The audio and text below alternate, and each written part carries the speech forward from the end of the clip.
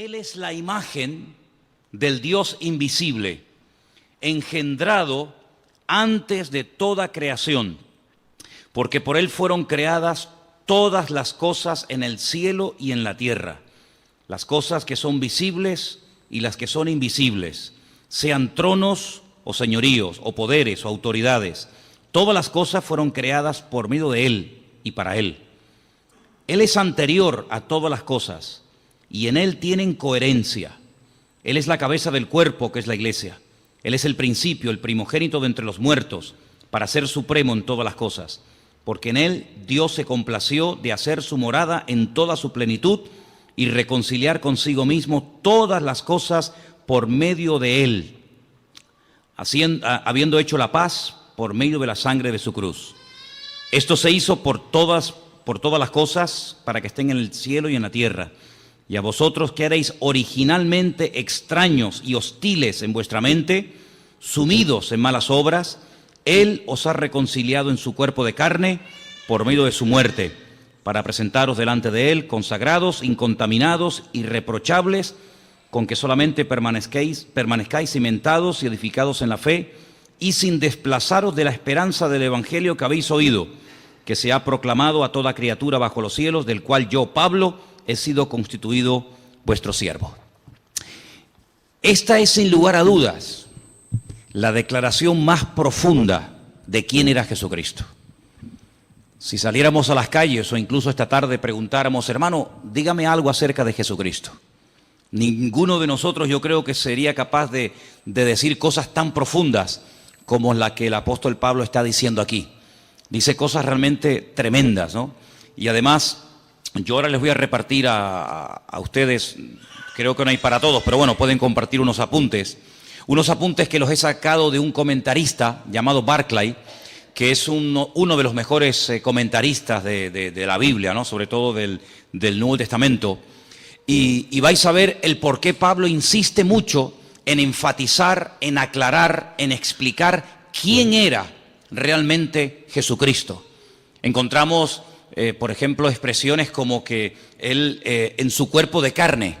Y uno dice, bueno, se entiende que el cuerpo es de carne, ¿no? Pero ¿por qué Pablo dice que Cristo vino con cuerpo y dice con cuerpo de carne? Muchas veces cuando leemos la Biblia tenemos que ponerlos en el lugar y en el momento de la época para entender por qué los autores bíblicos, en este caso el apóstol Pablo, decía esas cosas. Y por qué era tan profundo y por qué trataba siempre de dejar bien claro, sin género de duda, quién era y quién no era el Señor Jesucristo. A qué vino y a qué no vino.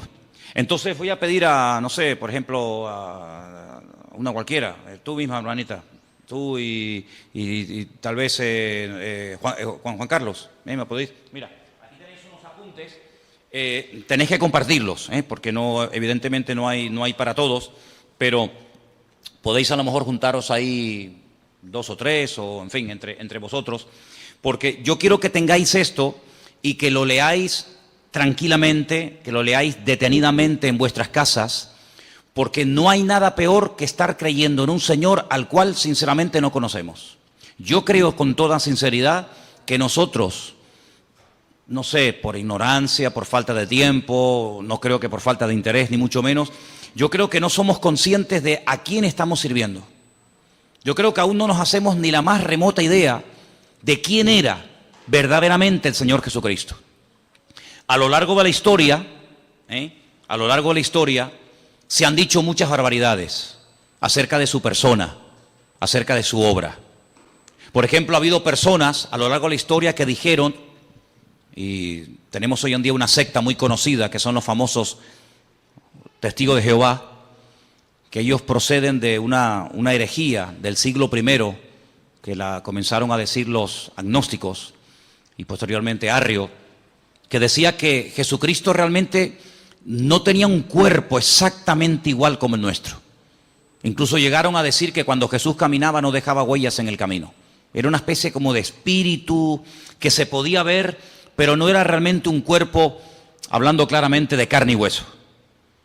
Eso de que comía y tal, bueno, lo hacía un poco como para no llamar la atención, pero realmente su cuerpo no era un cuerpo como el que tú y yo tenemos hoy en día. Eso no es verdad.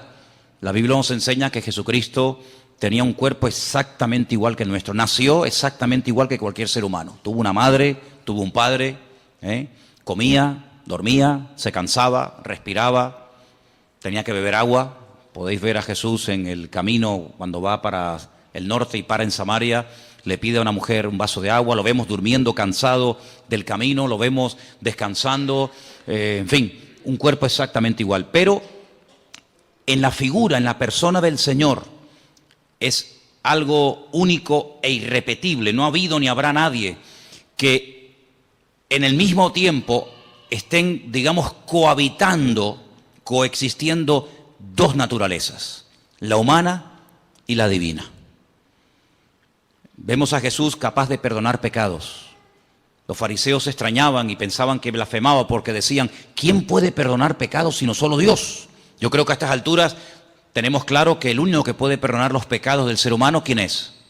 Es Dios. Un hombre no tiene poder, según la Biblia, para perdonarle los pecados a otra persona. Jesús lo hacía. ¿Se acuerdan el ejemplo? ¿Se acuerdan el momento y el lugar? Dice la Biblia que él estaba en una casa compartiendo la palabra. De repente le bajan del techo un paralítico descolgado por unos amigos y cuando él lo ve, le dice, hijo, a ti te digo, tus pecados son perdonados. Después lo sanó, ¿verdad? Pero lo primero que hace es arreglarlo por dentro y después arreglarlo por fuera, ¿sí? Su parte espiritual y su parte física. Eso solamente lo puede hacer Dios, Él lo hacía, ¿verdad? Romanos capítulo 9 dice que Jesucristo, además lo dice categóricamente, Jesucristo es Dios, así, sin género de duda. Jesucristo es Dios. Jesús decía, el que me ha visto a mí ha visto al Padre.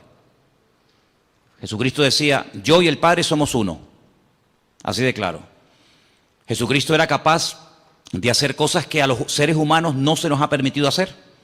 Como por ejemplo caminar por encima de las aguas. ¿O hay alguien aquí entre ustedes que tiene ese poder? Sería interesante que lo pudieras, no sé, demostrar, ¿no? O sea, no, yo puedo caminar por encima de las aguas. Jesús lo podía hacer. Porque Él es el creador y Él tiene poder sobre la naturaleza y no la naturaleza poder sobre el creador. Jesús era capaz de multiplicar con unos cuantos panes y unos cuantos peces. Él era capaz de multiplicar. Ese poder tú y yo no lo tenemos. Jesús era capaz de transformar elementos. No sé, convertir el agua en vino. Y no convirtió el vino en agua porque no fue necesario, pero en un momento determinado Él convirtió dos elementos que no tienen nada que ver ni en olor, ni en sabor, ni en color, ni en gusto. Él lo hizo en décimas de segundo. Convirtió el agua en vino. Porque Él tiene poder para transformar.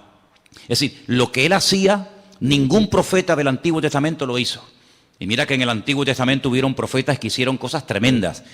Dice la Escritura que los milagros que Moisés logró hacer a través de los muchos años que estuvo, digamos, dirigiendo el pueblo de Israel, dice que no ha habido ningún otro profeta que se levantara con tanto poder y con tanta autoridad como Moisés. Fue, digamos, el más grande de todos, pero Jesús lo superó, evidentemente, ¿no? Jesús llegó un día a decir que Él era antes de Abraham. Lo leía recientemente y le dijeron, pero si tú no tienes ni 50 años, ¿cómo es posible que tú hayas conocido a Abraham y que incluso te atrevas a decir que tú eres antes de la existencia del patriarca Abraham? Y dice, pues yo soy antes que Abraham. Juan lo define como el verbo, como la palabra encarnada, como la palabra humanada, la palabra hecha carne. Dice, en el principio era el verbo era con Dios y el verbo era Dios, ¿verdad? Entonces vemos al Señor Jesucristo con atributos divinos, capaz de perdonar pecados, caminar por encima de las aguas, transformar elementos, multiplicar panes y peces, etcétera, etcétera. Capaz de leer los pensamientos de la gente. Dice, ¿por qué caviláis contra mí en vuestros corazones? Sí, lo vemos en un cuerpo que come, que respira, que incluso murió, que tuvo que resucitar, que sudaba, que sangraba, etcétera, pero nunca dejó su divinidad. Evidentemente, como ser humano estaba tremendamente limitado. Ahora, ¿qué es lo que ocurre? En aquellos tiempos, y vamos a leer ahora un poquito, en aquellos tiempos los agnósticos decían que lo que tiene que ver con la materia, lo que tiene que ver con el cuerpo es malo, es negativo. Y por eso ellos incluso se flagelaban y se torturaban porque decían que todo lo que tiene que ver con la materia, todo lo que tiene que ver con el cuerpo es malo. Los griegos llegaron a decir que la cárcel que encierra el alma es el cuerpo. Por eso muchos de ellos menospreciaban el cuerpo. Sin embargo, la Biblia dignifica el cuerpo del ser humano, tanto el del hombre como el de la mujer, evidentemente, ¿no? Llega incluso a declarar que el cuerpo físico, material del ser humano es el tabernáculo, es el templo donde Dios ha decidido vivir. Dios a lo largo de la historia decidió vivir en diferentes lugares. En un momento de la historia decidió vivir en una carpa, en un tabernáculo, en el desierto, portátil, ¿no? Que se levantaba y se volvía a montar rápidamente. Y él decidió vivir como todo el pueblo. Ustedes viven en carpa, yo quiero otra para mí. Cuando el pueblo entra a la tierra prometida y pasan de ser peregrinos en el desierto y comienzan ya a construir sus casas, él dice, constrúyame otra para mí, yo quiero poner mi gloria entre mi pueblo, ¿verdad? Pero ya no está ni en un tabernáculo, en una tienda de campaña portátil, ni en un templo. Pero dice, pero ahora yo estoy en cada uno de ustedes, porque ahora he decidido morar, he decidido vivir en los corazones de aquellos hombres y mujeres que han puesto su vida en mis manos. ¿Se dan cuenta? Entonces, lo que vamos a ver en esta tarde es muy interesante porque las expresiones que emplea aquí el apóstol Pablo son tremendas. Ahora comentábamos Elena y yo en casa ayer o hoy a la mañana, la Biblia es un libro tremendamente profundo, sin lugar a dudas, pero yo creo que no hay términos en nuestro idioma, por lo menos, lo suficientemente profundos como para aclarar quién verdaderamente era el Señor Jesucristo. Porque nuestro idioma es un idioma muy limitado. Por eso quiero explicar lo de las versiones. A veces ustedes habrán notado, el domingo pasó, no sé si se dieron cuenta, el domingo pasó que la lectura que se leyó en la iglesia, lo que se ponía en la pantalla, a veces no coincidía exactamente las mismas palabras con la persona que estaba leyendo. ¿Por qué? Porque en español, como en muchos idiomas, hay muchas formas de decir una cosa. Entonces depende del autor, depende del traductor, podemos decir de una forma o podemos decir de otra forma.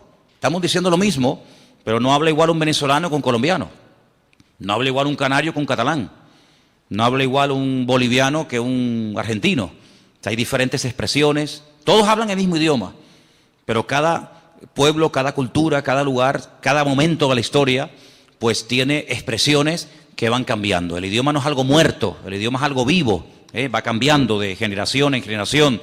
Cada cierto tiempo, pues la Real Academia Española tiene que introducir palabras y tiene que introducir términos que hoy en día son normales, pero que en la época de nuestros padres o de nuestros abuelos esas palabras ni existían. Es que ni existían, ni se sabía lo que era eso. Sin embargo, hoy en día hay que dar una definición, hay que dar una aclaración a palabras que se usan todos los días, pero que en aquellos tiempos, repito, ni existían. Entonces a veces hay que, entre comillas, inventar.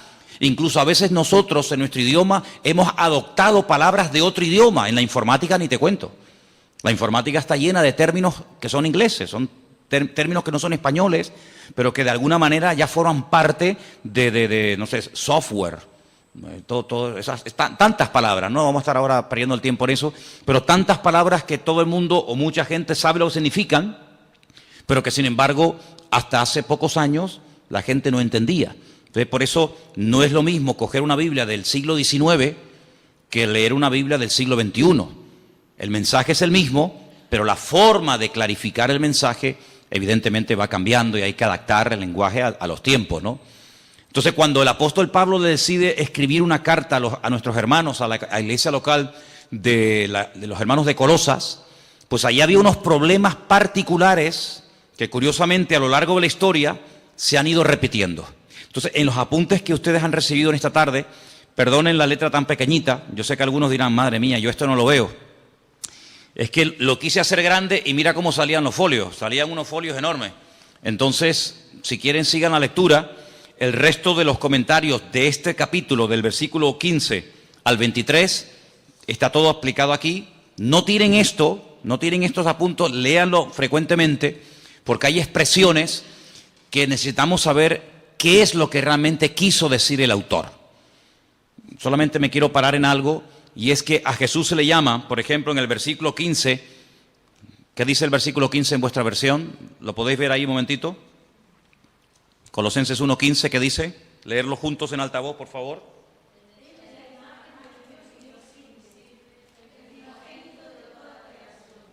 La semana pasada definimos un poco el tema de lo que era imagen, ¿se acuerdan? Hablamos de la imagen, la semejanza. Dijimos que son términos que no tienen nada que ver con el aspecto físico de una persona. Toar es la palabra que se emplea cuando se quiere hablar de apariencia, de forma, de figura. Pero cuando la Biblia habla de que hemos sido creados a imagen y semejanza de Dios, no significa que físicamente el hombre se parece a Dios. Nada que ver, en absoluto. Se refiere a sus atributos, se refiere en cuanto a sus características. Es un ser inteligente, capaz de razonar, de pensar, de tomar decisiones. Por eso Dios le daba órdenes al ser humano y nunca le dio órdenes y mandamientos y estatutos y preceptos a los animales, ¿verdad? Porque la capacidad de razonar del hombre evidentemente es superior a la de cualquier animal.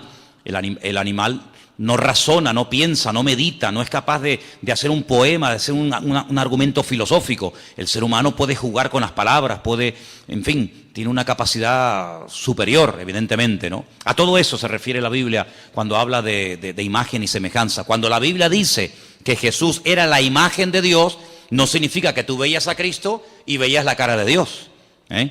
No significa que físicamente Jesucristo se parecía a Dios, porque Dios, dice la Biblia, dicho sea de paso, Dios no tiene aspecto físico. ¿A quién se parece Dios? ¿Dios es blanco o es negro? ¿Es alto o es bajo? Es que no tiene nada que ver. Esos argumentos, esos adjetivos, no tienen nada que ver con Dios. Dios no es ni alto ni bajo, no está ni de pie ni sentado, no está ni aquí ni allá, no entra y sale. No está un día alegre y otro día triste. Dios es un Dios inmutable, es un Dios que es totalmente, desde mi punto de vista, totalmente imposible por muchos argumentos, por muchas explicaciones, por muchos adjetivos que utilicemos. Sinceramente, todos se quedan cortos, todos se quedan cortos.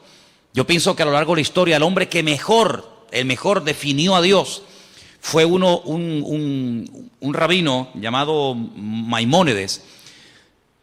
Hay un libro extraordinario que él escribió en el siglo XII, el Guía de los Perplejos, donde él habla él define la esencia de Dios. Y yo no he conocido a nadie, ni he leído ningún libro que explique la esencia de Dios tan profunda y al mismo tiempo tan clara como la define este hombre, ¿no?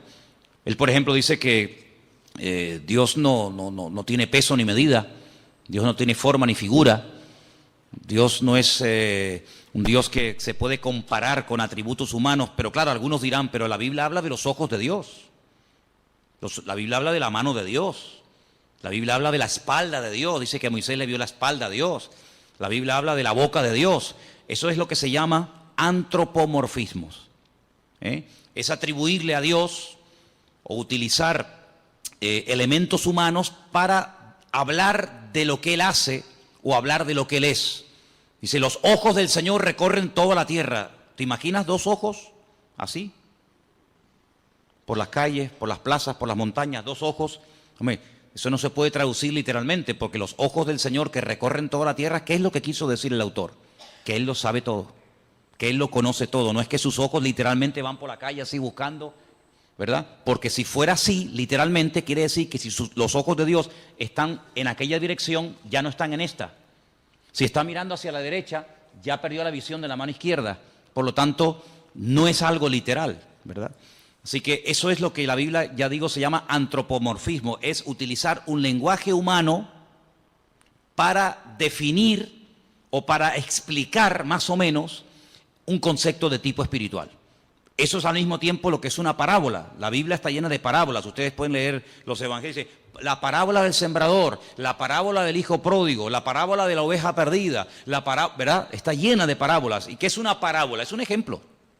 Es un ejemplo de algo conocido, ¿verdad? Una oveja, una semilla, un chico que se pierde, etcétera, para explicar un concepto espiritual que, utilizando ese ejemplo sencillo, la gente puede entender más o menos, repito, lo que es el reino de Dios, lo que es el amor de Dios, lo que es el perdón, lo que es la misericordia, lo que es la generosidad, la hospitalidad, etcétera, etcétera, etcétera, ¿verdad? Entonces vamos a leer algunas frases de aquí, de la primera página. Ahí en la primera página donde pone los pensadores equivocados. ¿Lo veis?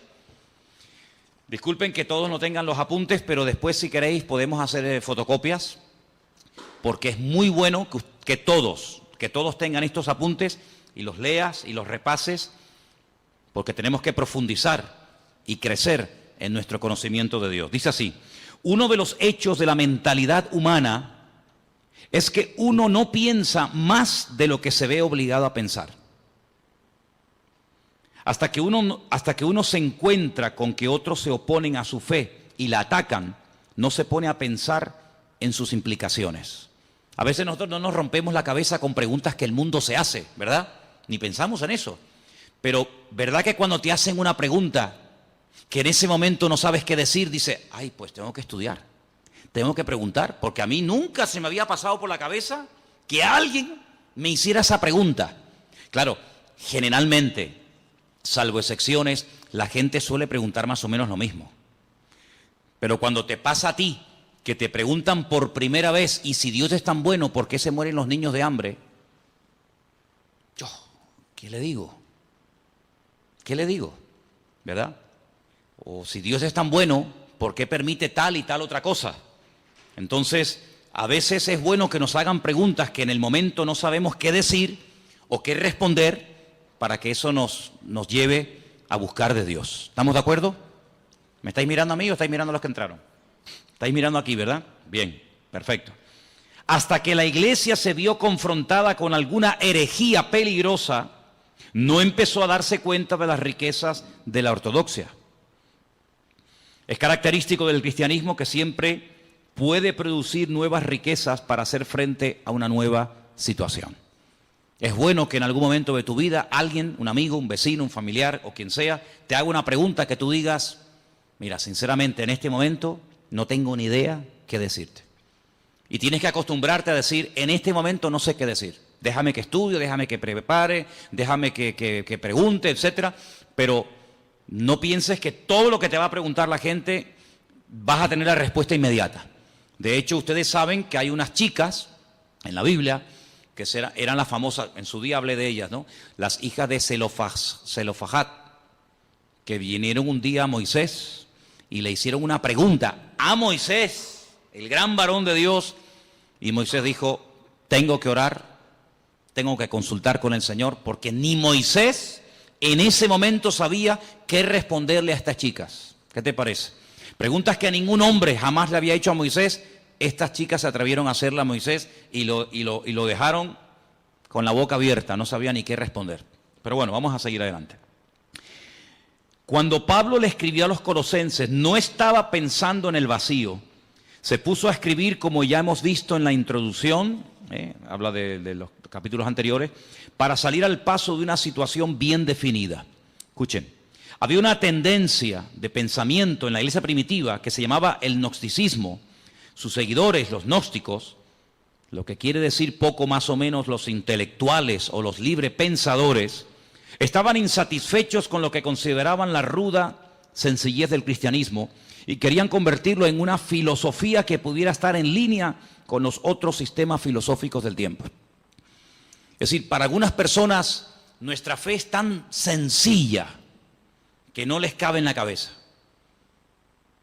En aquella época los filósofos, y en Atenas estaba lleno de filósofos. Cuando Pablo fue allí, madre mía, se encontró con los, ustedes pueden encontrar en el libro de los Hechos, con los atenienses, los estoicos, los epicúreos, toda aquella gente que para decir que estos blancos daban 40 vueltas y preguntaban y preguntaban y preguntaban.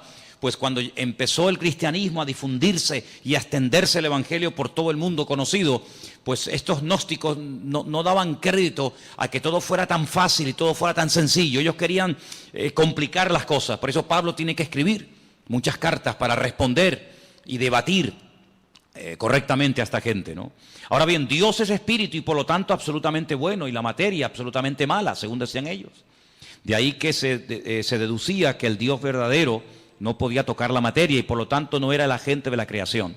Así es que los gnósticos creían que Dios había producido una serie de emanaciones, cada una más lejos de Dios que las anteriores, hasta que por fin hubo una lo suficientemente distante de Dios para poder tocar la materia y crear el mundo. Fíjese cómo se complicaba la vida a la gente. Ahora, hay no es una ciencia, porque realmente no es una ciencia, es muy difícil definir realmente lo que es, pero la Cábala o la Cabalá, que es una interpretación mística de la Biblia, ellos tienen lo que se llama el árbol de la vida, que consiste en una serie digamos, como de emanaciones, una serie de puentes, una serie de estaciones entre Dios y el hombre. Ponen el ejemplo, decir, bueno, imagínense que ahí en las Caletillas hay una estación eléctrica, ¿sí o no? Todos la hemos visto. Esa estación eléctrica produce 1 millón de vatios. Y salen cables de la estación eléctrica de Caletillas, pues a todas partes, incluido llegan aquí a Santa Cruz. La luz que está entrando en este momento en este salón no es 1 millón de vatios. Si aquí entrara 1 millón de vatios, salimos todos por los aires, todos reventaríamos. Si pusiéramos ahí un micrófono, una guitarra, un teclado a la pared y le sale 1 millón de vatios, pegaría una explosión que saldría el edificio por las nubes. Entonces, ¿qué es lo que hacen? Por el camino van poniendo transformadores y van bajando de 1 millón a 100.000, de 100.000 a 50.000, de 50.000 a 20.000, de 20.000, y así van bajando, y van como bajando la potencia para que cuando llegue al hogar de cada uno de nosotros, todos nuestros aparatos funcionan a 220. Entonces, lo que sale de la estación central no es lo que nos llega a la casa, es una mínima parte de lo que sale. Siempre tiene que salir más de lo que llega. Si sale a 220, no nos va a llegar a nosotros a 1 millón, pero a la inversa sí. Entonces, algunos creen que Dios es tan poderoso, tan grande, tan sublime, tan magnífico, que es realmente imposible llegar a tener comunión y relación con ese Dios, porque como que nos mataría. ¿Qué es lo que hacen? Ellos van por el camino, para explicarnos, ¿no? Ellos van por el camino diciendo que, bueno, Dios se manifestó en esto, y esto en esto otro, y esto en esto otro, y esto en esto otro, y Cristo, según los gnósticos, fue una de las manifestaciones o emanaciones de Dios, la más distante, y por eso Él podía tener un cuerpo, pero realmente no era un cuerpo como el que dijimos al principio. Todo esto es una auténtica barbaridad. Algunos dirán, pero ¿cómo la gente se puede complicar tanto la vida? Pero esto fue antes del año 100, después de Jesucristo. Imagínense, si estas cosas no se aclaran al momento, si el apóstol Pablo, con la sabiduría y el conocimiento que el Señor le dio, no fuera capaz de taparles la boca, de hacer lo que se llama apologética, si defender correctamente los principios bíblicos, en el año 2015, siglo XXI, el Evangelio estaría totalmente distorsionado y no tendría absolutamente nada que ver hoy el Evangelio con el Evangelio que predicaba Jesucristo y los discípulos. Por lo tanto, se tuvo que defender la fe en aquel momento, se tuvo que aclarar las cosas, y gracias al Señor tenemos, por ejemplo, la carta de los Colosenses, que va en una línea, la carta a los Efesios, la carta a los Tesalonicenses. ¿Por qué hay tantas cartas? Porque en cada congregación surgían diferentes opiniones o diferentes herejías. Por ejemplo, en Colosas decían que una de las formas de acercarnos a Dios es adorando a los ángeles. Ya parece que se ha ido a la moda, pero hubieron unos años, aquí en Canarias por lo menos, en los que en algunas farolas se veía pegados unos papelitos donde daban cursos para que la gente pudiera contactar con su ángel particular y ese ángel le llevara a Dios y de esa manera no ir directamente a Dios porque es demasiado poderoso, pero a través de un ángel como que se baja la intensidad. Se puso de moda el famoso libro o el famoso curso de milagros, ¿verdad? Donde la gente podía, entre comillas, producir con una serie de técnicas y con una serie de historias sus propios milagros, autosanarse, autoliberarse, y ahí surgieron buenos pensamientos, la famosa nueva era, donde ellos dicen que el hombre es como un ser que tiene dormido, tiene como atrofiado una serie de valores, una serie de capacidades que el pecado ha apagado, pero que con una serie de clases y de principios y de no sé qué y no sé cuánto, ya no hace falta ni ir al médico ni que nadie ore por ti, sino que tú te puedes autosanar, porque tú eres una especie como de Dios en miniatura, una especie de ser tremendamente poderoso pero atrofiado, apagado, dormido, porque el pecado te ha, digamos, dormido esas capacidades espirituales.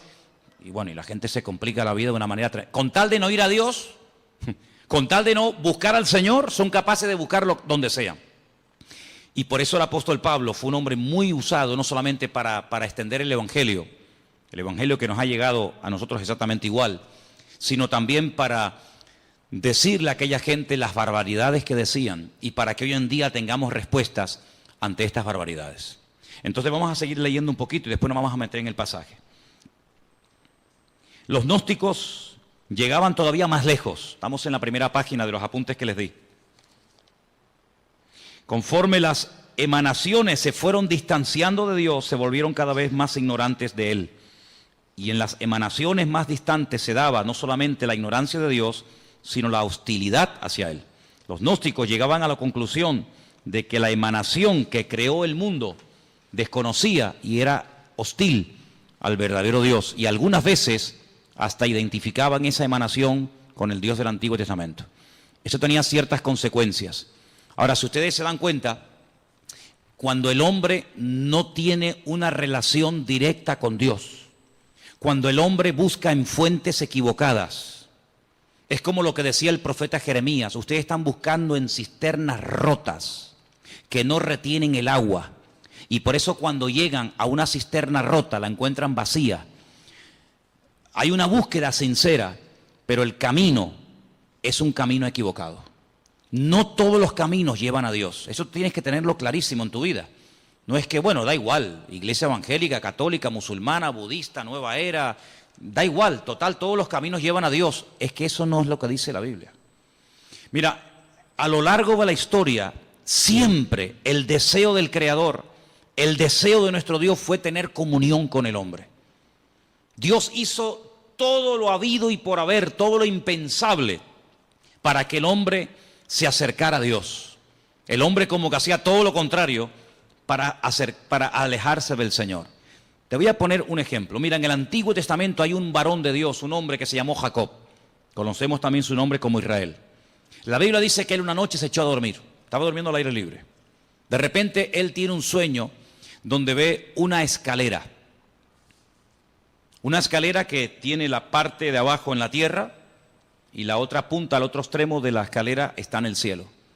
Él dice que ve ángeles que suben y que bajan. No dice que bajan y suben, sino ángeles que suben y bajan.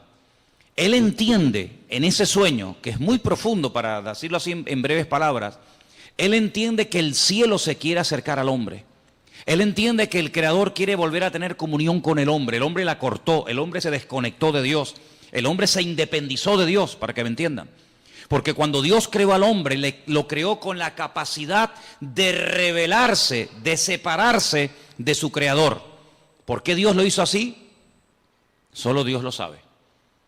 Pero una de las razones elementales y básicas de por qué Dios le permitió al hombre rebelarse contra su Creador es por una sencilla razón.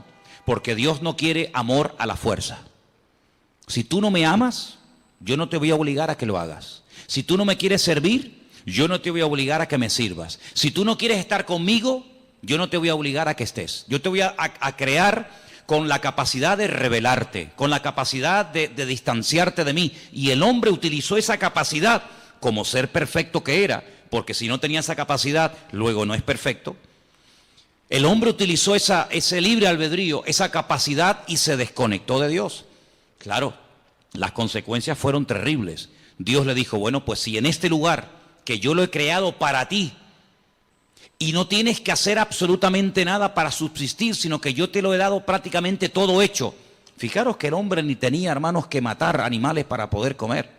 El hombre no fue creado para matar, por eso el hombre tiene que utilizar armas. Los animales, cada uno tiene sus armas de defensas, ¿verdad? Unos tienen cuernos, otros tienen garras, otros tienen veneno. El ser humano no tiene nada, porque el ser humano no fue diseñado para matar. Por eso el hombre tiene que usar una pistola, un palo, una piedra, una escopeta, un rifle, porque el hombre no tiene la capacidad por sí misma de matar a otro ser humano, porque no tiene ningún arma poderosa.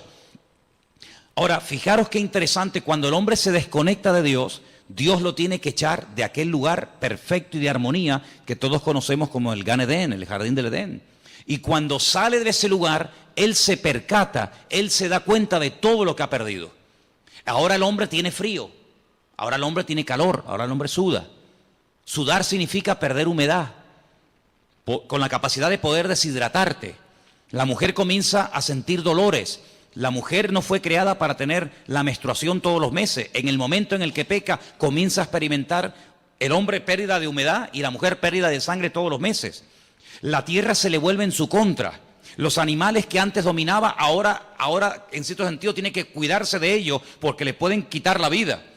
Y así una serie de consecuencias terribles. Pero a pesar de eso, Dios no se desentendió de la raza humana. Dios no dijo, bueno, ustedes no quieren estar conmigo, ahí se quedan. Sino que el hombre sigue, permítame la expresión, detrás del hombre, buscando al hombre. Les habla a través de Noé, pasan de Noé. Les habla a través de Abraham, pasan de Abraham. Les habla a través de José, pasan de José. Les habla a través de la ley de Moisés, pasan de la ley de Moisés. Y así a lo largo de la historia, hasta que personalmente Él se humana, Él se encarna y viene, dice, y habitó entre nosotros y vimos su gloria. Bueno, ya después de tantas manifestaciones del amor de Dios y de tantas oportunidades, el hombre habrá entendido que no se puede esconder de Dios. ¿Qué es lo que hacen? Matan a su hijo. Creyendo que de esa manera ya Dios va a cesar en esa ansia, en ese anhelo de buscar constante y permanentemente al hombre. Nada más lejos de la realidad. Lo matan y el Padre dice en Romanos capítulo 8 que a través del poder de su Espíritu Santo resucita a su hijo al tercer día. Luego la muerte no acabó con Cristo, la muerte fue el inicio de una etapa nueva, donde ahora ya no va a estar bajo la ley de un antiguo pacto, sino la ley de un nuevo pacto. Vienen los apóstoles, vienen los discípulos, vienen los padres de la iglesia, a lo largo de la historia, siglos y siglos y siglos y siglos, Dios continuamente buscando al hombre. El hombre inventando todo tipo de excusas, todo tipo de herejías, todo tipo de barbaridades, que si él no murió, que si él se desmayó, que si María Magdalena se equivocó de tumba, que si los discípulos robaron el cuerpo, que si se equivocó de no sé qué, que si no tenía cuerpo, que si no tenía espíritu, una detrás de otra. Pero sin embargo Dios, en el anhelo y en el deseo de buscar al hombre, hoy en día sigue tocando y llamando a la puerta de los corazones. ¿Para qué? Para tener comunión, para tener relación contigo y tú con Él. Y de esa manera poder descubrir el propósito de tu existencia. Y no pasar por esta vida sin saber qué hago, a qué me dedico, a dónde voy. Sino que sepas en todo momento por qué el Señor permitió que tú nacieras y que tú existieras y que tú estuvieras en este planeta un periodo muy corto de tiempo, muy corto, porque la vida es algo tremendamente efímero, algo tremendamente corto, que pasa así y cuando te das cuenta, ¡fum!, se te fueron tus 80, tus 90 años. Pero el objetivo no es vivir en esta tierra por la eternidad, sino prepararnos para retornar al Creador y tener este tiempo como una especie de escuela, de preparación para lo que realmente es la vida verdadera, que es la vida eterna en la presencia del Señor. ¿Te das cuenta? Entonces, el diablo ha intentado por todos los medios, habidos y por haber, cegar. Que la ignorancia sea la tónica habitual del ser humano. Que no lea la Biblia, que no se acerque a Dios, que se acerque a otras cosas, que tenga todo tipo de experiencias y de sensaciones, menos la búsqueda sincera y genuina de buscar a Dios. Pero vemos en la palabra de Dios que el hombre sigue y sigue y sigue y sigue rebelándose contra el Creador, pero todos aquellos que le reconocieron les dio el derecho de tener un título que solamente llegó a tener un pueblo en la tierra, y es la de ser llamados hijos de Dios. ¿Cuántos dicen amén? Así que ya Dios no podía hacer nada más. Ahora vamos a seguir leyendo un poquito más adelante los apuntes que les he dado, porque hay una expresión que se usa que se ha malinterpretado hasta el punto de decir, y te dicen, no, es que la Biblia lo dice, que Jesucristo, escuchen bien porque esto es muy sutil y ustedes tienen que tenerlo muy claro, que como Dios sabía que el hombre iba a pecar, porque Dios lo sabe todo de antemano antes de que ocurran, ¿sí o no? Dios es omnisciente, todo lo sabe, nada le sorprende. Ya Dios había creado en un principio, antes de la creación del universo, a Jesucristo.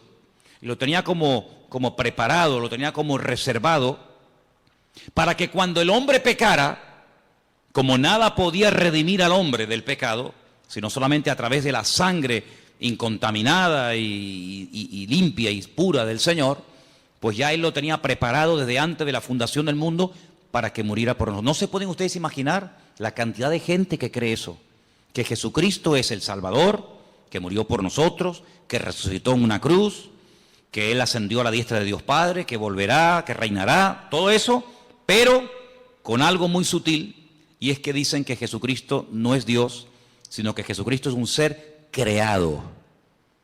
Eso significa, como una vez un señor vino aquí y lo tuve que expulsar de la iglesia, porque eso es una auténtica herejía, que si Dios creó a un arcángel que luego se rebeló contra el Señor, y que conocemos hoy en día con el nombre de Satanás, que en un principio no era Satanás, sino Luzbel, ¿verdad? Ese lucero, significa que si Dios lo creó a él y creó también a Jesús, hay un parentesco, porque son hijos del mismo Padre, tanto uno como otro, y ahí no le permití que siguiera adelante, sino dijo, no, lamento mucho, si usted cree en eso, si usted cree que estos dos son hermanos, esto se acabó. Hasta ahí no le permitimos, y lo tuvimos que decir que se fuera. Pero él estaba totalmente convencido que así como Adán y Eva tuvieron un hijo bueno y un hijo malo, uno llamado Caín y otro llamado Abel, Dios también tuvo un hijo bueno llamado Jesucristo y tuvo un hijo malo llamado Satanás. Fíjate tú las barbaridades a las que llega la gente, ¿no? ¿Y de dónde sacaba eso? Del versículo 15, donde dice que él fue el primogénito de la creación. Amigo. Pero fijaros qué interesante, porque un poquito más abajo, en el versículo 18, vuelve a aparecer la palabra primogénito. Versículo 18 dice, Él es la cabeza del cuerpo, que es la iglesia. Él es el principio, ¿el qué? ¿Primogénito de qué? De entre los muertos. Mira, mi pregunta es, ¿Jesucristo fue realmente la primera persona en la historia que resucitó? ¿Sí o no? ¿Sí? No sé, ustedes sabrán, yo estoy preguntándole a ustedes. ¿La primera persona que resucitó fue Lázaro? ¿Sí? ¿Eh? No sé, ustedes sabrán. No, porque yo he leído el Antiguo Testamento y he visto que, por ejemplo, Elías resucitó a una persona en el Antiguo Testamento. Entonces hay gente que resucitó antes de Lázaro, y antes de la viuda de Naín, y antes de aquella chica a la cual el Señor le dijo, Talita Cumi, a niña, a ti te digo, levántate y anda. Luego, tanto en el Antiguo como en el Nuevo Testamento, hay personas que resucitaron antes de Jesucristo. ¿Por qué dice que Él es el primogénito de entre los muertos? No es el primogénito de entre los muertos en el sentido de que Él no fue el primero en resucitar. Luego, si la palabra primogénito entre los muertos no significa, y esto quiero que lo dejemos bien claro, si la palabra primogénito entre los muertos no significa que Él fue el primero en resucitar, si volvemos al versículo 15, la palabra primogénito de toda la creación tampoco puede significar que Él fue el primero en ser creado. ¿Sí o no? Miren, cuando uno interpreta la Biblia, y aquí dimos en su época una clase de hermenéutica, hace mucho tiempo que se grabó y no se pueden imaginar hasta el día de hoy, cada día prácticamente, recibimos correos en la iglesia de gente de todo el mundo que han visto ese curso de hermenéutica que yo en mi vida me pensé que iba a ser tan seguido y de tanta utilidad para tanta y tanta gente. Se llama así, curso de hermenéutica. Lo tienen ahí ustedes en YouTube, en la Biblia, que lo grabamos aquí. Una de las reglas de la hermenéutica es una ciencia que se enseña en las escuelas bíblicas, en los seminarios, para ayudarte a interpretar correctamente los textos bíblicos. Si usted no puede interpretar la Biblia a su manera, usted no puede interpretar la Biblia desde un punto de vista únicamente judío, únicamente evangélico, únicamente católico, ateo, no. Usted tiene que interpretar la Biblia según unos parámetros, según unos principios generales e universales, para que usted no saque conclusiones equivocadas. Por ejemplo, cuando estudiamos, no me voy del tema, pero quiero dejar bien claro esto, porque hay gente aquí que está empezando a venir a la iglesia, y hay gente aquí que lleva años en la iglesia, y a todos ustedes tienen que tener bien claro que todos leemos la misma Biblia, pero lógicamente una persona que está empezando a leer la Biblia por primera vez en su vida, No tiene a lo mejor el conocimiento, la base que tiene una persona que lleva toda la vida leyendo la palabra de Dios, que ha oído un montón de estudios, que ha hecho cursos, etcétera, etcétera. Tiene unas bases, ¿verdad?, para interpretar la Biblia completamente diferente. ¿Sí o no? Cuando usted empieza a leer la Biblia, pues si la empieza a leer por el Apocalipsis, usted no se va a enterar de nada. Pero si usted ha hecho cursos, usted ha escuchado lo que es el Apocalipsis, lo que significan los caballos, los colores, los números, cuando usted lo lea, usted va a disfrutar de la lectura de ese bendito libro. Pero si usted no sabe, usted no se va a enterar de nada. Es decir, pero es que yo no entiendo la Biblia. Por eso hay gente que a veces dice, mira, yo he leído la Biblia y yo no la entiendo. Hombre, claro, si llevamos a un niño el primer día a la escuela y le van a enseñar a multiplicar y a dividir, el niño probablemente no va a querer ir más, porque se va a aburrir. Pero el niño aprende jugando. El niño aprende disfrutando con los colores, con el trencito, con las canciones, y así va aprendiendo, ¿verdad?, de una forma sencilla y progresiva y gradual. Cuando vamos a la palabra de Dios, nos encontramos que hay expresiones que no se pueden interpretar literalmente. Una de ellas es la que estamos viendo. Jesucristo es, porque Él está diciendo, Jesucristo es esto, Jesucristo es esto, Jesucristo es esto y esto. Y una de las cosas que Pablo dice que es Jesucristo es el primogénito de entre los muertos. Pero ya les acabo de mostrar que Él no fue la primera persona en la vida, en la historia, que resucitó. Por lo tanto, no puede significar el primogénito de entre los muertos, no puede traducirse como, Él fue el primero que resucitó. No, Jesucristo no fue el primero en resucitar. Mira, Lázaro, no resucitó Jesucristo a Lázaro. Si Cristo resucitó a Lázaro, ya Cristo no fue el primero en resucitar, sería en todo caso Lázaro. Bien, por la misma regla de tres, si usted empieza a interpretar unos textos, y usted se encuentra la misma expresión, pero versículos antes, como por ejemplo en el versículo 15, dice primogénito de la creación. Bueno, pues primogénito de la creación significa que Él fue el primer ser creado. No lo puede traducir así. Vamos a leer según este comentario, según los apuntes que ustedes tienen ahí, qué puede significar esta expresión y después la vamos a clarificar. Estamos casi al final de la página 2, página 766. Donde pone lo que Jesucristo es en sí mismo, ¿lo veis? Aquí abajo.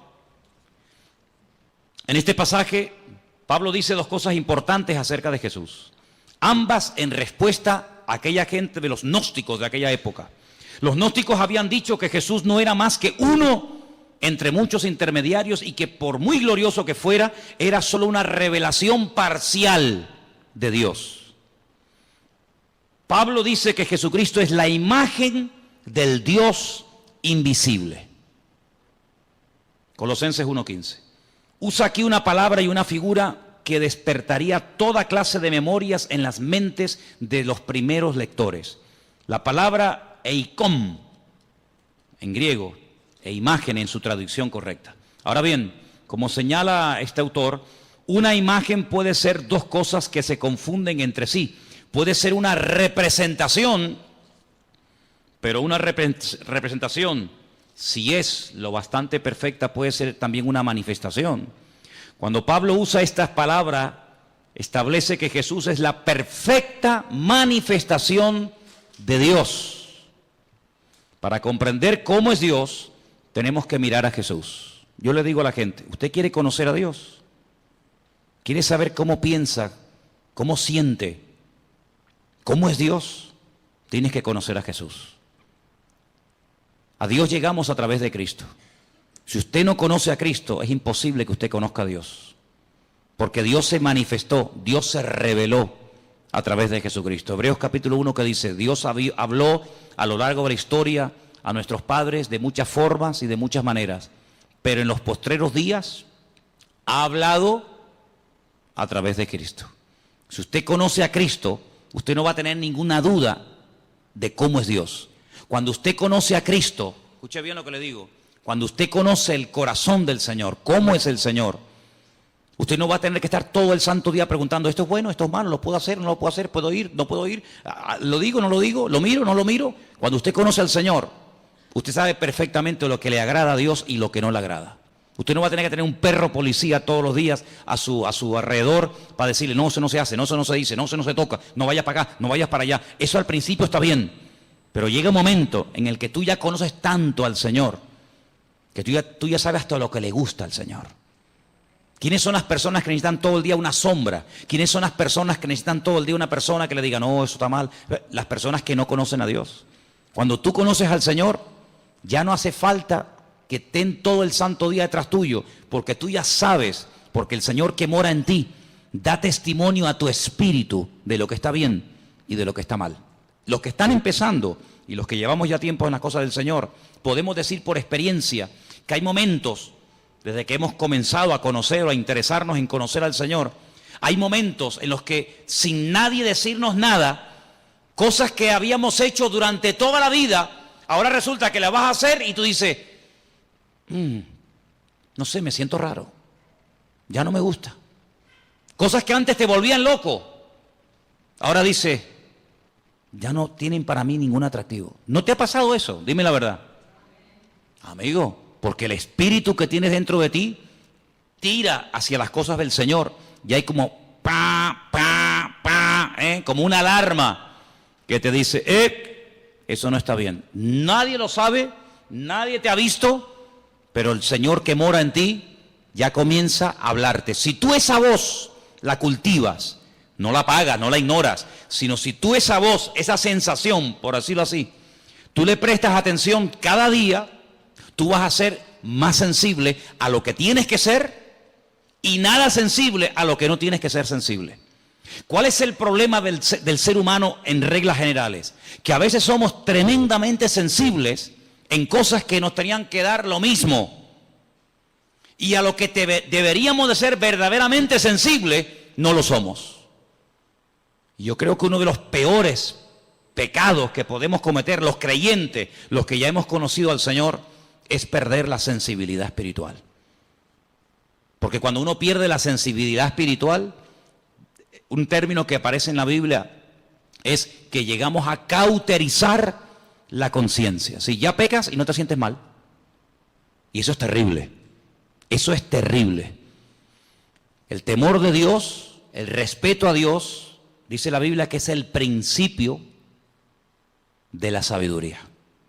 Cuando tú comienzas a darte cuenta de que ese pecado, que para ti no era pecado, para ti era normal, porque lo has hecho toda la vida, pero ahora dice, oye, ¿y yo por qué ahora, cuando voy a fumarme un porro, o cuando voy a ver una película pornográfica, o cuando voy a mentir, o cuando voy a robar, o cuando voy a no sé qué, o no sé cuánto, ¿por qué yo ahora me siento mal y antes no me sentía mal? Porque estás cambiando. Por eso, porque estás cambiando. ¿Y quién es el que te está cambiando? El que vive dentro de ti. Por eso dice, no entristezcas, no apagues al Espíritu Santo que mora en ti. Porque yo te digo por experiencia que se puede apagar la voz del Señor. ¿Qué dice la Escritura? Si hoy el Señor te habla, no cierres tu corazón, porque a lo mejor ya mañana te vuelve a hablar y ya no te enteras. La sensibilidad es algo que no podemos perder. Esa es una de las señales de que una persona se ha apartado del Señor, de que no está bien con Dios, que ha perdido la sensibilidad espiritual. ¿Vale? Sigo leyendo. El Antiguo Testamento, versículo donde pone la A, y la literatura intertestamentaria, si lo que está entre el Antiguo y el Nuevo Testamento, tienen mucho que decir acerca de lo que es la sabiduría. Bueno, vamos a leer un poquito más adelante porque yo lo que quería que ustedes vieran acerca de lo que significa verdaderamente aquí. Perdón, vamos a la página 767. Vamos a esa página, por favor. Lo que Jesucristo es para la creación. Él es el primogénito de toda creación. Debemos procurar darle el verdadero sentido a esta frase. Como aparece en la Reina Valera, podría querer decir que el Hijo fue la primera persona que fue creada. No. Usted sabe lo que a mí me atormentaba cuando yo comencé a venir a la iglesia. La pregunta que a mí me volvía loco. Ya gracias al Señor eso ya ha pasado a la historia, pero yo era una cosa que era algo como una obsesión, era algo que me volvía loco. ¿De dónde salió Dios? ¿Quién lo creó? Yo daba para atrás, marcha atrás, ¿no? Iba para atrás, iba Jacob, Abraham, Noé, Adán, Iba para atrás. Decía, ¿de dónde salió Dios? ¿Quién lo creó? Claro, más loco me volvía si yo decía, bueno, lo creó fulano de tal. Otra vez volvemos al lío. Y a fulano de tal, ¿quién lo creó? Era algo increíble. ¿Quién te puede explicar? Yo no soy capaz de hacerlo. ¿Quién te puede explicar que a Dios no lo ha creado nadie? Que Dios siempre ha existido y siempre existirá. ¿Quién te puede explicar eso? Yo no. ¿Sabes cómo se acepta eso? Por fe. Señor, yo no sé todas las respuestas, pero yo solamente sé una cosa, que tú existes y tú eres mi Dios. ¿Quién le puede a usted explicar el concepto que los cristianos llaman Trinidad? Padre, Hijo y Espíritu Santo. ¿Quién le puede a usted explicar eso? Que si el huevo, que si el agua, que si la metes en la nevera se hace un cubito de hielo, que si la pones al fuego se evapora y si la bebes es líquida. Sí, son 3 elementos. ¿Quién le puede a usted realmente explicar todo eso? Por eso Dios nos ha dado un regalo maravilloso. Yo sé que hay gente que este regalo no lo tienen. Y por eso yo le agradezco a Dios que a muchos de los que estamos aquí, Dios nos ha dado ese regalo. ¿Saben cuál es? La fe. Hay gente que tiene fe en el curandero y creen con todo su corazón que ese sinvergüenza, que te pide dinero, que se inventa respuesta, que se inventa que tu marido tal, que tu hijo no sé qué, que siempre dicen lo mismo. Hay gente que tiene una fe ciega en eso y hasta pagan dinero. Nosotros no tenemos necesidad de ir por esos derroteros ni por esos caminos, porque estamos totalmente convencidos de que Dios es un Dios que existe y es un Dios verdadero. Yo sé que Jesucristo siempre ha existido. Claro, en nuestra mente humana todo tiene un principio, todo, absolutamente todo. Y aparentemente todo tiene un final, pero en Dios, en Jesucristo, en su Espíritu no hay ni principio ni fin. Siempre han existido. Es más, Pablo dice que todo lo que existe fue creado por Él, para Él y por medio de Él. ¿Cuántos dicen amén? Claro, el mundo se puede reír, el mundo puede cuestionarse. Pero bueno, hermano, que digan lo que quieran. Yo sé en quién he creído. Y yo sé que el Señor no fue creado, sino que el título primogénito de la creación, como vamos a ver ahora, esto es lo que significa. Ahí lo tenemos, al final de la página. El primogénito de toda creación. Perdón, estamos aquí. Debemos procurar darle el verdadero sentido. Como aparece en la Reina Valera, podría creer o querer decir que el Hijo fue la primera persona que fue creada, pero en el pensamiento hebreo y griego la palabra primogénito, que está ahí entre paréntesis, no tiene más que un sentido temporal muy indirecto. Hay que notar 2 cosas. Primogénito es muy corrientemente un título de honor. Israel, por ejemplo, en Éxodo 4:22, como nación se le llama el primogénito, el Hijo de Dios. Lo que quiere decir es que la nación de Israel es el Hijo de Dios más favorecido. Segundo, debemos notar que primogénito es el título del Mesías. Ahí pueden leerlo en casa. Salmo 89:27. Según lo interpretan los mismos judíos, la promesa en relación con el Mesías. Es decir, la palabra primogénito es un título. La palabra primogénito en la figura de Cristo no significa que Él fue lo primero que Dios el Padre creó, lo primero que Dios el Padre hizo, sino es un título de honor, de reconocimiento, como diciendo que antes de Él no ha habido nada y después de Él no habrá absolutamente nada. Esto hay que estudiarlo con tranquilidad, en profundidad. ¿Por qué? Porque si, por ejemplo, usted tiene, no sé, la oportunidad o ha tenido la oportunidad de hablar con un testigo de Jehová, ellos dicen que creen en Jesucristo, pero como un ser que fue creado, no como un ser eterno, no como Dios, no como dice la Escritura, Emmanuel, Dios con nosotros, sino como un ser, ya digo, que fue creado, como fue creado los ángeles, como fue creado el sol, la luna, las estrellas, etcétera, etcétera. Si saliéramos a la calle y le preguntáramos a la gente, dígame algo acerca de Jesucristo, muy poca gente tiene claro que Jesucristo, como ser humano, tuvo un principio, ¿sí o no? Él nació, Él estuvo 9 meses en el vientre de su madre, María, claro, porque Él decidió nacer, Él decidió venir a este mundo. ¿Y cómo nace un ser humano? Pues a través de una mujer, no hay otra forma, no hay otra manera. Y Él decidió venir a este mundo como ser humano. Si hubiera decidido venir como Dios, no hubiera tenido necesidad de nacer como nacen los seres humanos, pero no decidió venir como Dios, decidió venir como hombre y se limitó, ¿verdad?, a las leyes que rigen a todos los seres humanos. Jesucristo tuvo que aprender a caminar como niño, tuvo que aprender a leer y a escribir, ¿sí? Tuvo que someterse a sus padres, dice la Biblia que Él se sometió a sus padres y les obedecía. Y como ser humano vivió una vida totalmente normal. Fíjense qué normal era el Señor, que en el jardín de Getsemaní, cuando uno de sus discípulos decide traicionarlo, decide venderlo, si hubiera sido un ser tremendamente llamativo, con una aureola, con una luz especial, no hubiera sido necesario que Judas, a los que venían a prenderle, les dio una señal. ¿Cuál fue la señal? ¿Cuál fue la clave que indicó a los que venían a prender al Señor que ese era el Señor? ¿Cuál fue? El beso, el famoso beso de Judas, ¿no?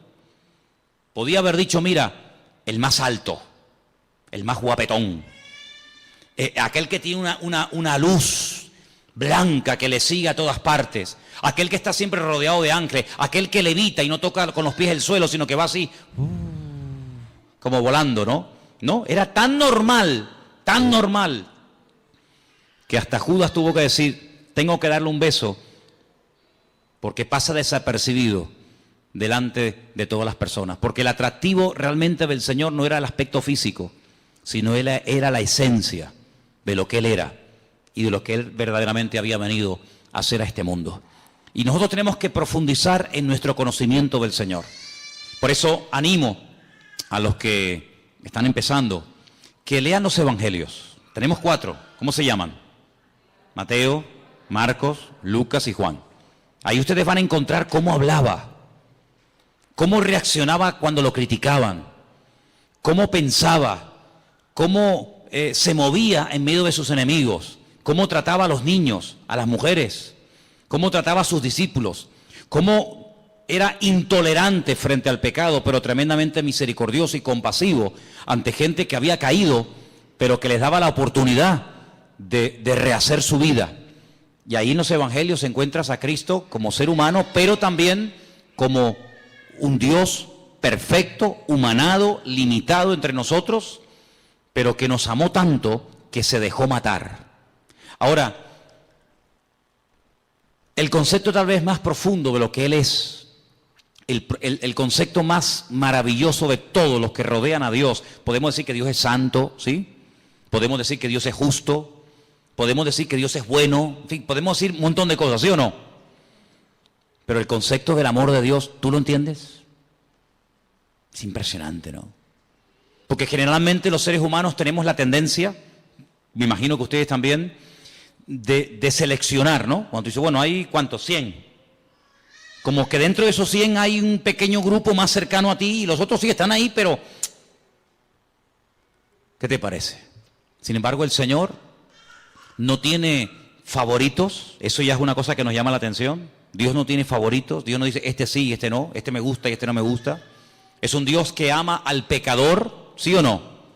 Ama al pecador, pero no ama, aborrece el pecado que cometen los pecadores. O sea, son dos cosas distintas. Él ama a todo el mundo por igual. Y son cosas que no nos caben en la cabeza. Porque ahora, por ejemplo, se está hablando mucho de este chico que huyó al extranjero, que mató a 2 jóvenes en la península, ¿no? Imagínate que ese chico viene a España, lo condenan y tiene que cumplir 15, 20, 30 años, en fin, lo que le toque. Imagínate que mañana va a esa cárcel un pastor, un hermano, una hermana, le habla del Señor. El chico reconoce la barbaridad que ha hecho, se arrepiente, pide perdón al Señor. Mi pregunta es, ¿Dios perdonaría a esta persona? ¿Sí o no? Delante de los hombres es un asesino. Tiene que estar ahí hasta que se pudra, ¿no? Hasta que cumpla la condena. Pero si esa persona le pide perdón a Dios, esa persona nos la vamos a encontrar el día de mañana en el cielo, en la presencia del Señor. ¿Quién entiende eso? ¿Quién entiende eso? Nadie. Pero así es el corazón de Dios. Es una cosa increíble. el peor asesino, lo peor de la humanidad, si se arrepiente y verdaderamente quiere cambiar, Dios lo perdona, Dios le da otra oportunidad, y aunque delante de los hombres nunca lo van a perdonar y será toda la vida el fulano, el asesino, el criminal o lo que sea, delante de Dios puede llegar a tener el título de hijo o de hija de Dios. De hecho, ha habido casos en la historia de personas, en Estados Unidos, en algunos lugares existe la pena de muerte, personas que estaban condenados a muerte por la justicia de los hombres, pero sin embargo se arrepintieron y le pidieron perdón al Señor, y como le dijo aquel ladrón en la cruz, condenado a muerte por el Imperio Romano, porque se lo merecía. De hecho, él dijo, nosotros padecemos justamente, yo no me quejo, si yo me merezco esto y peor, pero yo te pido que a pesar de lo malo y de lo ruin que he sido, que tú te acuerdes de mí cuando vengas en tu reino. Y el Señor podía haber dicho, pues hijo, lo siento mucho, yo no te puedo perdonar porque tú has sido esto y esto. Sin embargo, ¿qué dijo el Señor? Hoy estarás conmigo en el paraíso, amigo. El concepto del amor de Dios es lo que más me impacta de nuestro Dios. Porque si Él es el primogénito de la creación, la imagen de Dios, el camino, la verdad y la vida, todo eso está muy bonito. Pero a mí lo que me cautivó y lo que me transformó la vida fue entender que Dios a mí me había amado de tal manera que fue capaz de mandar a su Hijo para que lo mataran en una cruz, simplemente por amor. ¿Qué te parece? Así que el apóstol Pablo intenta taparle la boca a los gnósticos de la época. A lo largo de su ministerio tuvo muchas luchas con los religiosos, con los fanáticos, con los que metían o intentaban meter falsas doctrinas en las congregaciones. Pero lo que nos tiene que quedar bien claro en esta tarde a todos y a cada uno de los que estamos aquí es que Dios a nosotros nos ama tal y como somos. Aunque nunca cambiáramos, ¿sí o no? Aunque nunca cambiáramos, aunque nos muriéramos así como somos hoy, el Señor en este momento a cada uno de nosotros nos ama. Y cada vez que le pedimos perdón al Señor de corazón y de verdad, el Señor siempre perdona.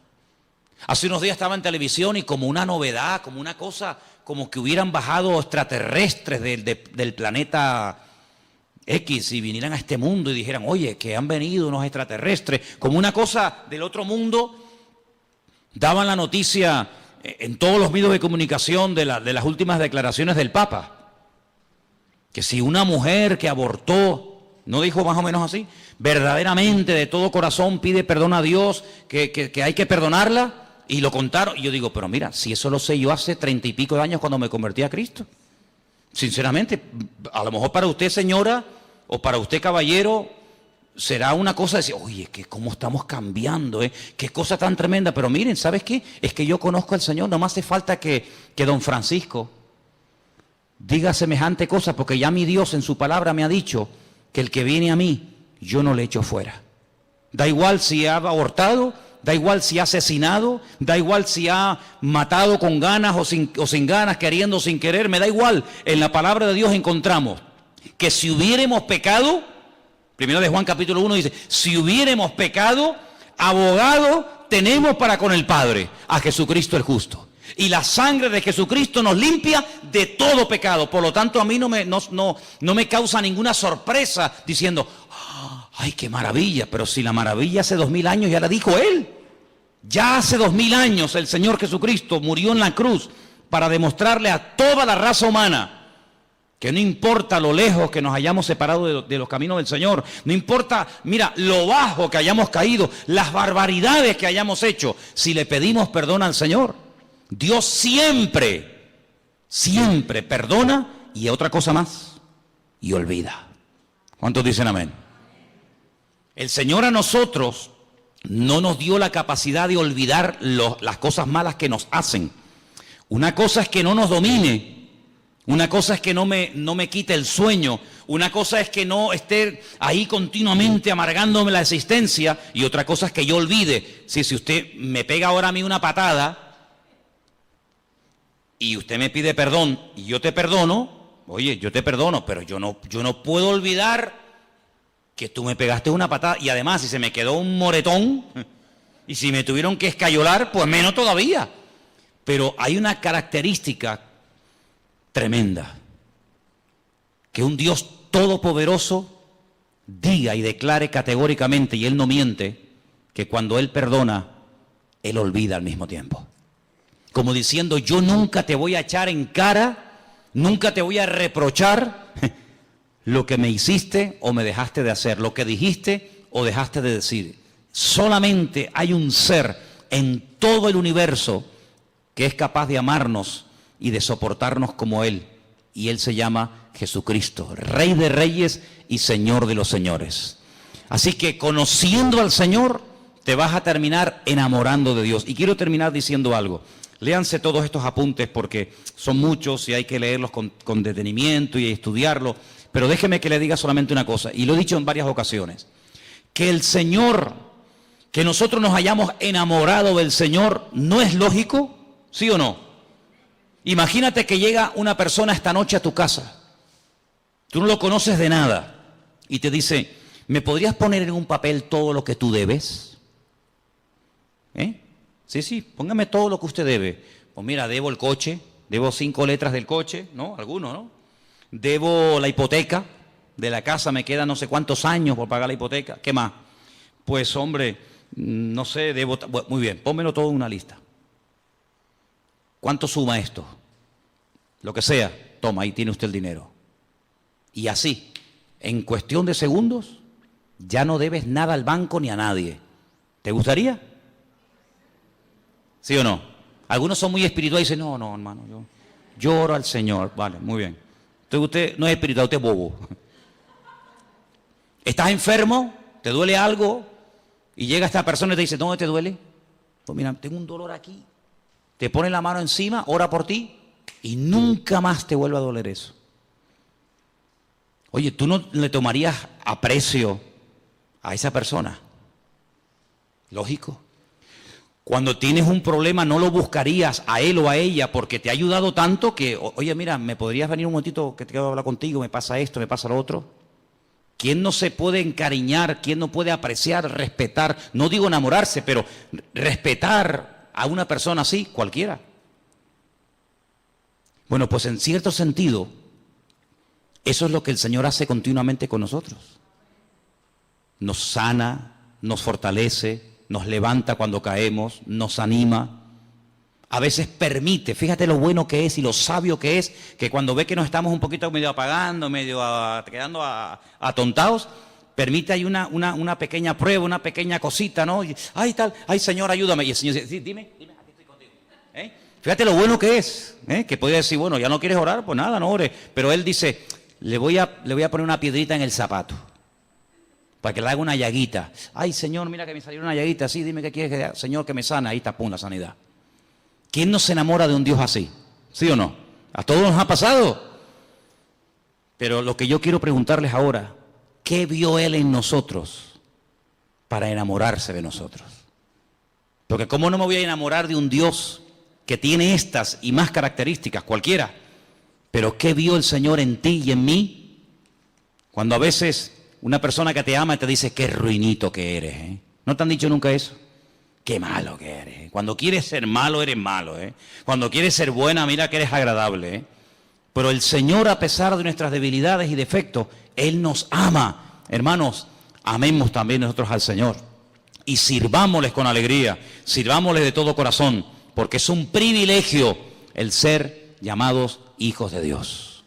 Y quiero terminar pidiéndoles que hagan una reflexión.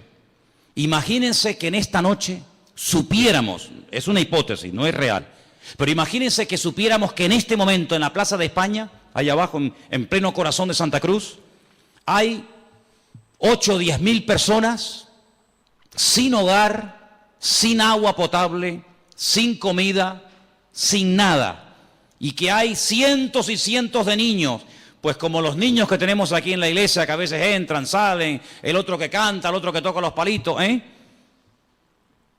Bueno, pues eso es lo que está pasando en este momento en Europa, donde hay miles y miles, millones de personas huyendo de países que están totalmente destrozados. Y yo me preguntaba hoy, digo, Señor, si nosotros al salir del culto en esta noche sabiendo esa situación, no se nos ablanda el corazón, entonces que nosotros nos hemos convertido sin darnos cuenta en creyentes tremendamente teóricos. Me contaba Priscila ayer que miles de familias en una pequeña isla llamada Islandia se han ofrecido a las autoridades del país, al gobierno de dicho país, para dar acogida en su casa a personas que no tienen nada, que han huido con lo opuesto y que no tienen nada. Yo me preguntaba, ¿será que lo que llamamos el estado del bienestar, no lo llaman así a cómo se vive en Europa, el estado del bienestar? ¿No será que el hecho de que nadie nos haya perseguido nunca, porque a nosotros no nos ha perseguido nunca nadie? A ningún hermano nuestro lo han torturado en una cárcel, lo han crucificado, lo han decapitado. A nadie. Lo más que nos han dicho es un insulto o lo que sea. ¿No será que todo eso, sin darnos cuenta, se nos ha vuelto en nuestra contra? Y nos hemos hecho tremendamente cómodos e insensibles ante el dolor ajeno. Pues están en Hungría, hermano, están allí en Hungría, están en Grecia, están tan lejos. Pero yo pregunto, ¿seríamos capaces, y me pregunto yo también estoy metido en el ajo, ¿seríamos capaces nosotros de decir, pero por qué tienen que estar ahí un montón de familias pasando frío y hambre, cuando nosotros somos la sal de la tierra y la luz del mundo? ¿La luz para qué es? Dice el Señor, no es para ponerla debajo de la mesa, es para ponerla encima y que todos sean alumbrados con la luz del Evangelio, con la luz de los cristianos. ¿Seríamos capaces nosotros de decir, vénganse a vivir a nuestra casa? Tengo 3 habitaciones, nada más duermo en una, ¿para qué quiero 2 habitaciones vacías? ¿Seríamos capaces de traer una familia a nuestra casa? Si no somos capaces de reaccionar ante momentos de urgencia, nuestro cristianismo es simplemente una teoría. Es simplemente una teoría. Yo sé que no es nuestra realidad social. No tenemos ahí a miles y a miles de personas acampadas, pasando frío, pasando hambre, sin saber a dónde van. Pero ¿y si fuera? ¿Y si esa fuera nuestra realidad? ¿Seríamos capaces de dar la bienvenida, la acogida, para que se quedaran un montón de gente durmiendo aquí en la iglesia o en nuestra iglesia del Puerto de la Cruz? ¿Seríamos capaces? ¿Seríamos capaces de llevarnos a un matrimonio, con hijos o sin hijos, a vivir a nuestra casa y demostrarles el amor cristiano, pero no con palabras y con canciones, sino con hechos? Y en verdad, ¿seríamos capaces? Yo me preguntaba todo eso en estos días, porque dicen que desde la Segunda Guerra Mundial, la catástrofe humanitaria más terrible es esta que se está viviendo hoy en día, donde miles y miles, y Dios está poniendo a prueba, y yo lo siento así, Dios está poniendo a prueba el cristianismo de Europa. Yo creo que Europa entró en una decadencia espiritual, pero el Señor le está dando a Europa la posibilidad de volver a ser avivada, pero no tanto por la predicación teórica del Evangelio, sino por la predicación y el ejemplo práctico del Evangelio. Yo creo que esta es una oportunidad para que Europa se levante de las cenizas. Yo creo que esta es una oportunidad para que la iglesia en Alemania, en Hungría, en Italia, en España, que ha estado dormida durante generaciones, vuelva otra vez a levantarse y a decirle al mundo, aquí estamos nosotros los cristianos. Aquí estamos nosotros para demostrarle a la gente lo que es hospitalidad, para demostrarle al mundo lo que es amor. No, pero es que la mayoría son musulmanes y no es precisamente a los musulmanes o a quien sea a quien tenemos que demostrarle el amor de Dios. Porque la Biblia dice que si saludamos a los que nos saludan, ¿qué mérito tenemos? Si amamos a los que nos aman, ¿dónde estará la recompensa? El Señor nos dice que tenemos que hacer por los demás lo que nos gustaría que los demás nos hicieran a nosotros. ¿Cuántos dicen amén? ¿Qué les parece la reflexión? Yo creo que todos somos, unos más y otros menos, muchas veces egoístas. Pero esta es una prueba que el Señor está permitiendo que venga a este suelo, a este continente, para que nos demos cuenta si esos países tan prósperos, ¿son prósperos solamente porque tienen o son prósperos porque son? Porque son países solidarios, países de amor. Y yo les voy a decir algo, hermanos, y lo digo de verdad con todo mi corazón. El pueblo más hospitalario del mundo no es el pueblo evangélico. El pueblo más hospitalario de la tierra no es el pueblo cristiano, ¿Sabéis quién es el pueblo más hospitalario de la tierra? El mundo musulmán. El musulmán copió esta buena característica de su padre, de Abraham. Y el musulmán es hospitalario, se deleita y se goza de tener forasteros, de tener extraños en su casa. Lo mamaron desde la cuna y es algo que lo llevan en la sangre. Y es una bendición que ese pueblo tiene, aunque sean tal vez de otras posturas, de otra creencia. Así que, hermanos, todas estas enseñanzas nos tienen que llevar a un cristianismo práctico. Si yo salgo de aquí, me voy a mi casa y que cada uno se busque la vida, nuestro cristianismo probablemente no es el cristianismo de la Biblia. Será otro tipo de cristianismo que se ha practicado durante siglos, pero el cristianismo es abrir la casa al necesitado. El cristianismo es compartir la camisa que nos sobra con el necesitado. El cristianismo es ser solidario con la persona que lo necesita. Y la regla de oro dice, no le hagas a los demás lo que no te gustaría que te hicieran a ti, o más bien, hazle a los demás lo que te gustaría que te hicieran a ti. Yo creo que la prueba también nos llegará a nosotros, ¿sabes? Creo que en algún momento nos tocará a nosotros pasar por el tamiz, pasar por la balanza de Dios, y ahí se demostrará, en estos últimos tiempos se demostrará quién es y quién no es. ¿Quién verdaderamente era creyente para salir de sus problemas, para que consiguiera trabajo, para que todo le fuera bien? ¿O quién ha entendido verdaderamente el Evangelio y ese principio, y termino, que más bienaventurado es dar que recibir? ¿Cuántos dicen amén? Cierra tus ojos ahí donde estás. Y todas estas preguntas, hermanos, nos las tenemos que hacer. Todas estas preguntas. El tiempo en el que estamos viviendo no es un tiempo fácil. Es un tiempo de prueba, es un tiempo donde Dios está viendo cómo va a reaccionar su pueblo. Y es la iglesia, no las naciones, no los gobiernos, la iglesia, la que tiene que tomar autoridad. Y la que tiene que levantarse ahora en pie de guerra y decirle al mundo, aquí estamos los cristianos, con los brazos abiertos, dispuestos a bendecir al mundo, dispuestos a ayudar al que verdaderamente está buscando ayuda desesperadamente. Y hay miles, millones y millones de personas totalmente desesperadas que huyen con lo opuesto. Y qué bueno sería que se encontraran con miles de creyentes que les demostraran que el amor de Dios no es teoría, es práctica. Aleluya. Señor, te damos gracias en esta tarde por todo lo que tú eres, por todo lo que tú representas para cada uno de nosotros. Te pedimos, Señor, que tú nos ayudes a manifestar tu amor de una forma práctica, de una forma visible y real. Señor, hemos creído y creído en cosas durante años, pero ha llegado la hora y el momento de demostrar verdaderamente nuestro interés, nuestro amor, nuestro apoyo al mundo necesitado y a tu obra. Te pido en el nombre de Jesús que tú nos ayudes a entender el mensaje que tú estás lanzando a la humanidad, que tu iglesia no esté dormida ni apagada, que la luz brille ahora, más que nunca, porque es ahora el momento de brillar, es ahora el momento de decirle al mundo, aquí está la iglesia, que ha estado dormida durante años, pero se levanta en pie de guerra en el nombre del Señor, y le dice al mundo, mirad a nuestro Dios, mirad a nuestro Dios, cuánto nos ama, que nos da el privilegio de poder servir al mundo, porque tú viniste a servir y no a ser servido.